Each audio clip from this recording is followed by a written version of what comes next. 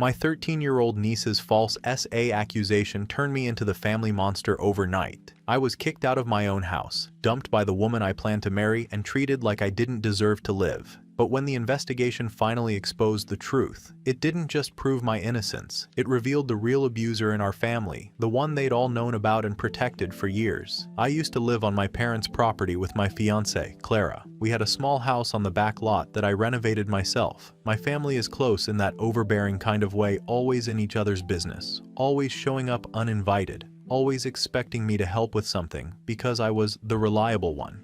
I didn't mind, it made me feel needed. My sister, Celine, 36F, has a 13-year-old daughter named Megan. She's always been spoiled. Celine babies her a lot, says it's because she wants her to stay innocent. Her husband, Diego, was quiet, the kind of guy who never really talks, just nods along. I didn't know much about him, and honestly, I never cared to. I kept my distance. Anyway, around the time all this started, Celine began dropping Megan off at my place almost every weekend. Sometimes she said she had errands. Sometimes it was date night. Sometimes she just wanted Megan to spend time with family. I didn't think anything of it. I worked long hours, and Clara liked having company. Megan would hang out, watch movies, play with our dog. She was a little clingy, but I figured it was just how she was raised. After a while, I started noticing she was acting off when Clara wasn't around. She'd follow me around, sit too close, and once even tried to grab my arm in this weird way while asking if I thought she was pretty. I shut it down right away. I told her that wasn't okay and that she needed to respect boundaries. She laughed it off. I told Celine about it that same night, thinking she should maybe talk to her daughter about it. Celine just said, "Oh, she's probably copying what she sees online. Don't make it a big deal." I didn't. That was my mistake. About a week later, I woke up to pounding on my front door at 6 in the morning. When I opened it, there were 2 police officers. Behind them were my parents, my sister, and Clara. My mom was crying, my dad looked enraged, and Celine was screaming at me to admit what I did.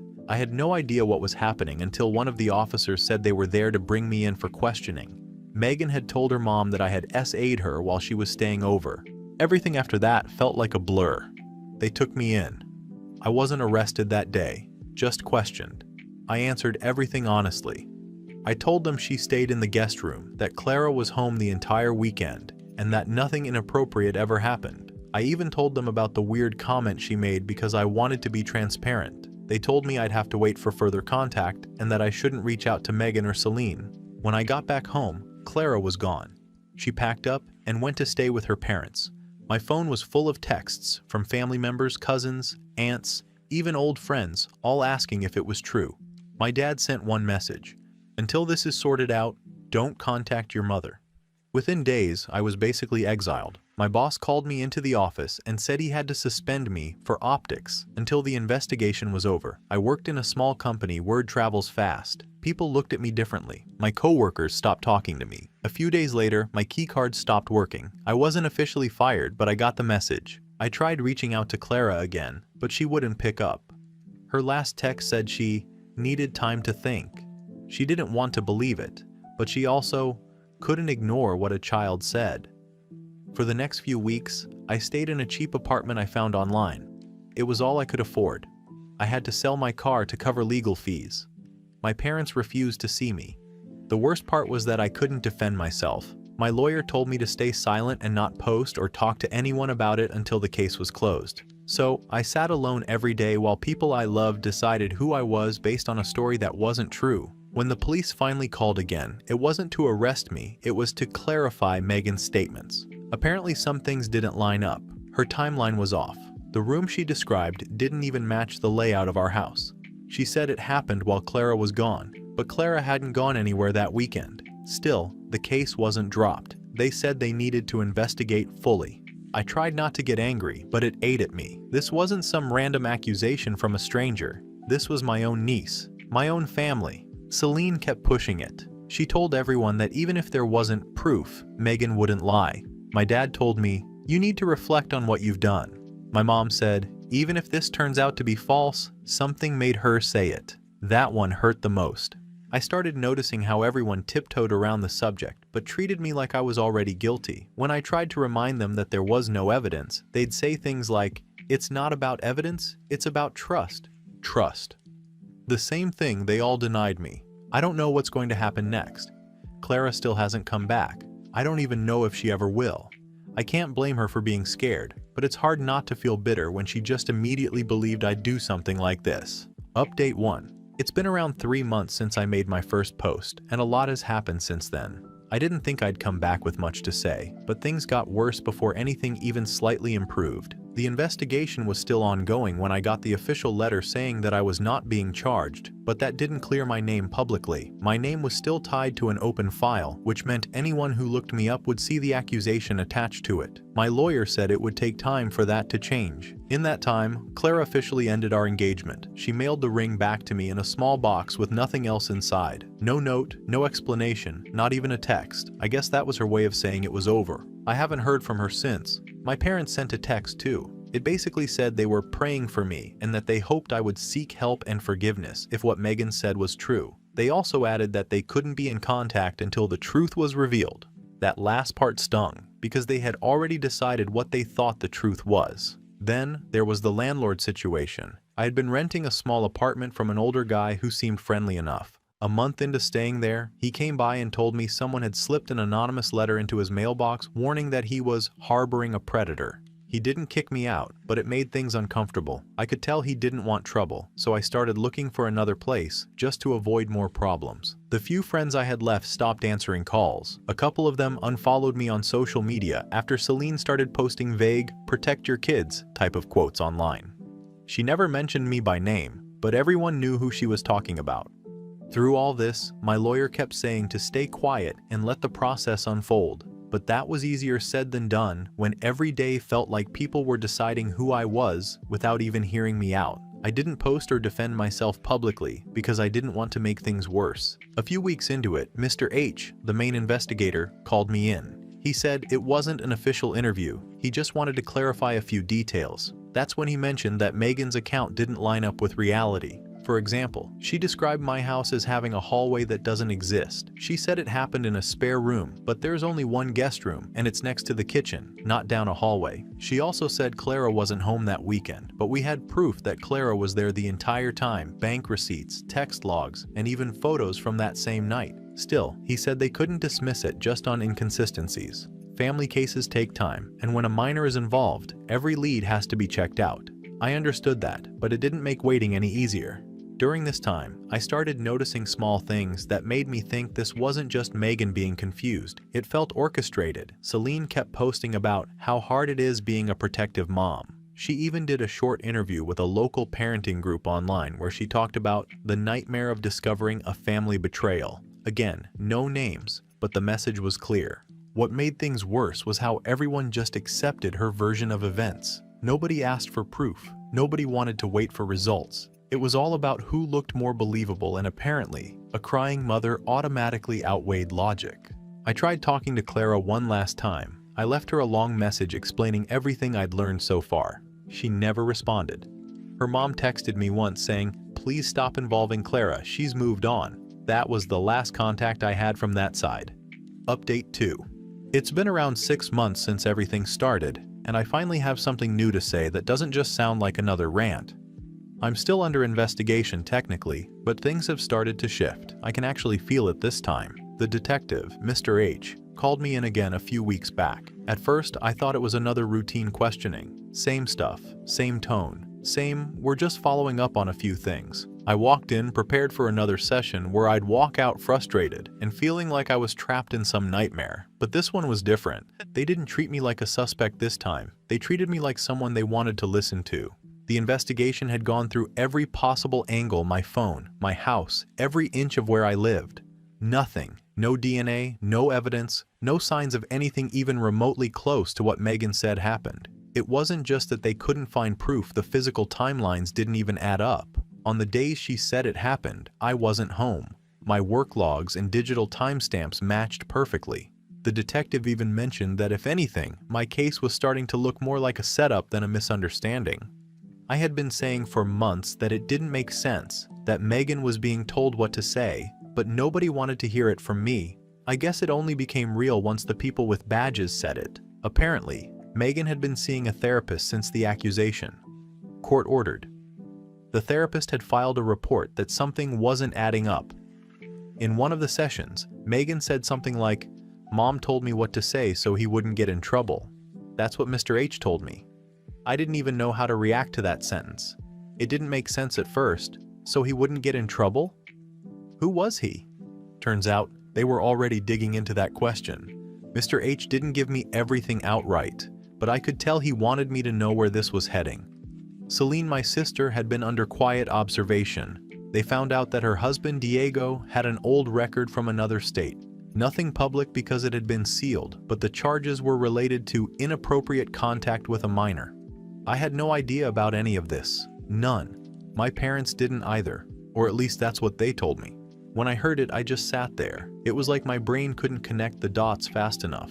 All the time Celine would drop Megan off without warning, the way she brushed off Megan's strange behavior toward me, the constant defensiveness when anyone questioned her parenting. Suddenly, everything clicked in a way I didn't want it to. It wasn't about me at all. The detective didn't confirm it directly, but from the way he said things, it was clear that Megan's story had been a diversion. Celine had coached her daughter to say something awful about me because Megan had started saying things that made it sound like something was happening at home, and Celine needed to redirect that attention fast. I didn't even know how to feel. I thought that when the truth started to show, I'd feel vindicated, maybe even happy. Instead, it just made me angry, because that meant my entire life had been destroyed to protect someone who actually deserved to be investigated. My parents didn't take it well when they found out what the detective suspected. My mom immediately said it was impossible, that Celine would never lie about something like this. My dad said maybe Megan got confused. It was the same line they'd been saying for months. It doesn't make sense.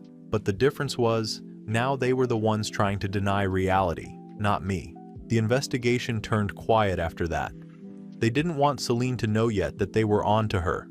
I was told to stay silent, to not reach out or say anything that could tip her off, so I stayed quiet. I didn't post, didn't talk to anyone, just went to work when I could find something, kept my head down, and waited. Then last week, I heard they had subpoenaed her phone. That's when the full thing came crashing down. The detective called again and said they found messages, text exchanges between Celine and Megan, where Celine was literally telling her what to say, how to cry, what details to include. There was one part where she told Megan that people believe girls who are scared, and to make sure she said she was scared of me. That was the moment I realized there was no misunderstanding, no confusion. This was a full plan, and I was the scapegoat. I can't describe what it felt like to hear that. You think when you get the truth, you'll feel relief. I didn't. I just felt hollow. My name might finally clear up, but what kind of family does that to their own? I kept calm though.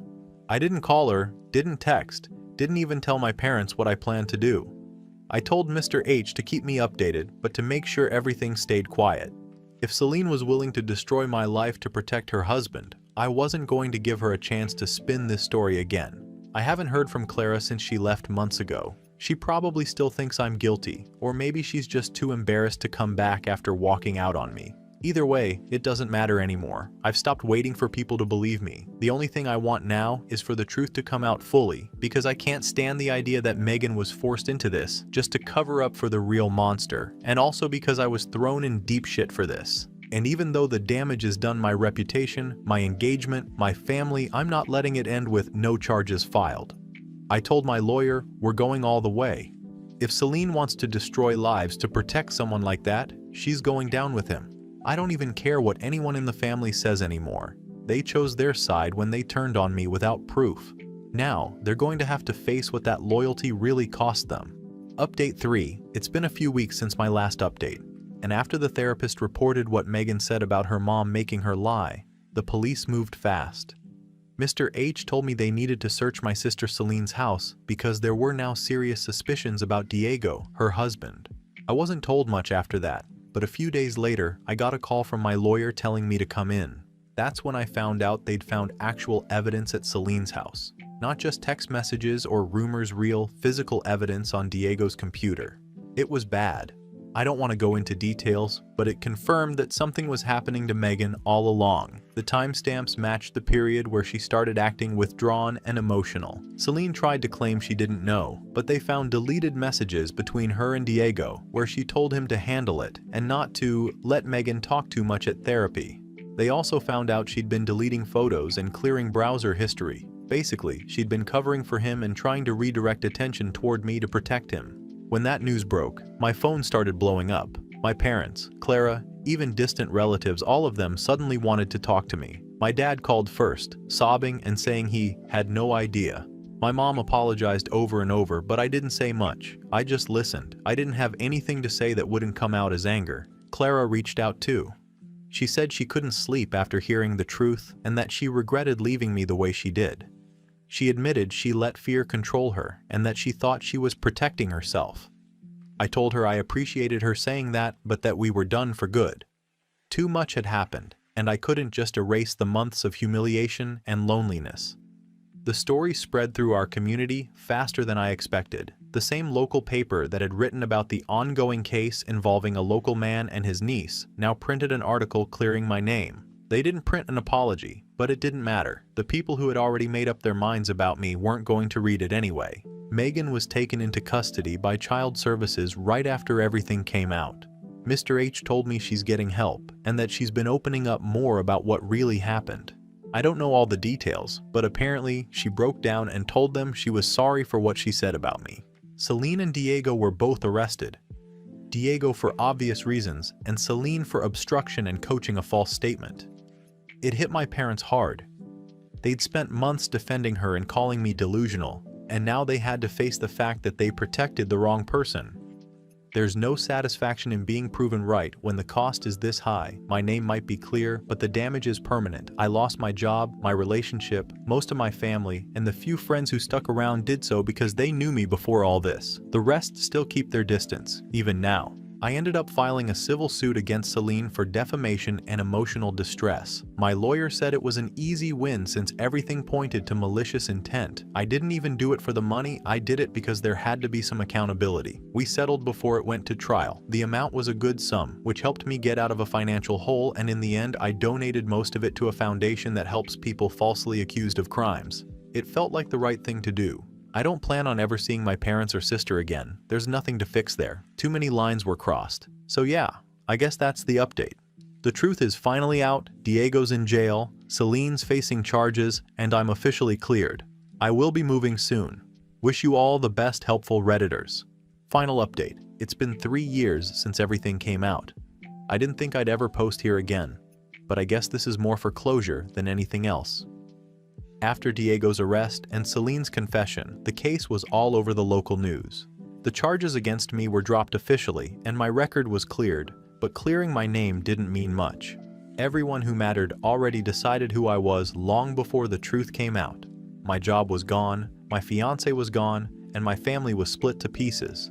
I didn't want to stay where people whispered every time I walked into a store, so I left. I moved 2 states away, changed my number, and legally shortened my name. I rented a small place near the coast and started over. I didn't tell anyone where I went, except for my lawyer and Mr. H. He was the only person from that nightmare who treated me like a human being. A few months after I moved, Celine and Diego's trial started. I didn't attend in person. My lawyer represented me since I was part of the defamation and obstruction case. The evidence they had against Diego was horrifying things no one should ever have to see or hear about. It confirmed everything I had started to suspect, only worse. Celine had been covering for him for years, and the moment she thought Megan might talk, she panicked. Blaming me was the easiest way to divert attention, and it worked for a while. Celine ended up with several charges of obstruction, lying to investigators, and child endangerment. Diego was sentenced to decades in prison. Celine got less time because she cooperated toward the end, but from what I heard, even her own daughter refused to speak to her after everything. As for Megan, she was placed in therapy and eventually in a foster home that specialized in trauma recovery. I didn't know what happened to her after that, and to be honest, I didn't want to. For a long time, even hearing her name made me angry, not because she lied, but because of what it cost me. Then a few weeks ago, I got a letter. No return address at first, but when I opened it, I recognized her handwriting. She's 16 now. She said she was sorry. She wrote that she didn't understand what was happening when her mom told her what to say, only that she was scared. She said that when she finally told the truth to her therapist, everything started coming out. She also said something I didn't expect, that everyone in the family knew what Diego was like. They just pretended not to. Apparently, there had been whispers about him years before. My parents knew something wasn't right, but never wanted to cause problems. Celine had convinced them it was all rumors. When things with Megan started to get suspicious, instead of protecting her, they turned on me because I was the easiest person to sacrifice. That's the part that still sticks with me. It wasn't just Celine and Diego, it was all of them. They could have stopped it years before it got to me. My parents tried to reach out after the letter surfaced. They said they didn't know what to say to me anymore. My mom asked if we could put it behind us. My dad said they just want the family to heal. I told them I don't have a family anymore. I meant it. Clara tried to contact me too. She's remarried now and has a kid. She said she regrets how she handled things and wishes she had waited for proof. I didn't respond. There's no fixing what she did. She didn't just leave me. She made sure everyone else knew she believed I was guilty. When the truth came out, she didn't even apologize until it became public. I think she just wanted to clear her own conscience. I won't be posting again after this. I've said what needed to be said. My name was cleared on paper, but that doesn't undo the damage. Still, I'm alive, and that's something.